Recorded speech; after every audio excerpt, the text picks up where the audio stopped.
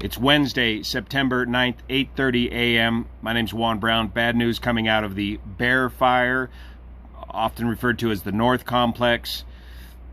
That fire ran hard last night. These winds did not die down last night, and that fire ran hard right into East Oroville, right up to all the way down to the Oroville Reservoir. Very little information on this is getting out, and it sounds like many folks did not heed the evacuation order we talked about last night. Everything between the fire and Oroville Reservoir, folks needed to get out of the way.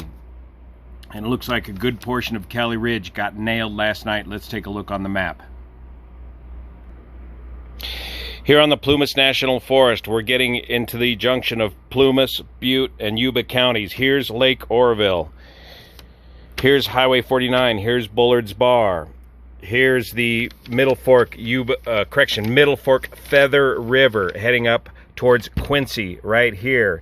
Here is the North Fork Feather River, Highway 70 heading up this way. Remember yesterday this fire exploded.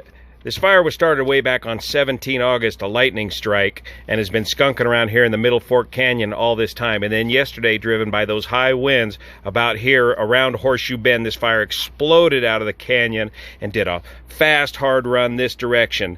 That run continued into the night, and evacuations were ordered for all the way down Lumpkin Road along all the communities into here. And sure enough, last night, this fire continued on down and to the west and ended up just about to here. So all of this part of the Oroville Reservoir, including this part of Kelly Ridge, got nailed.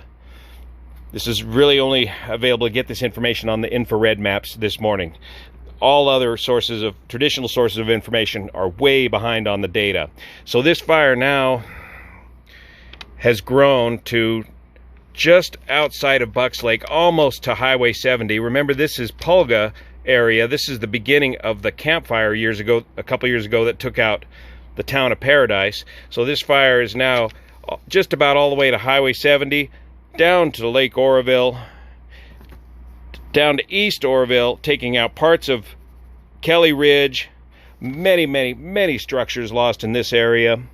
And then just missed Sly Creek Reservoir, just flanked Sly Creek Reservoir. We don't know about Forbstown yet. It appears that it's just flanked Forbstown at this time. So again, the winds have driven this fire this direction. Now the winds are going to slowly turn around and go back to a more westerly flow. That means this fire is going to continue up all of these drainages for the next bunch of days. So if you are anywhere in this area, just get out. Yesterday, there was little firefighters could do other than evacuate and get out of the way of the fire and get people out of the way of the fire.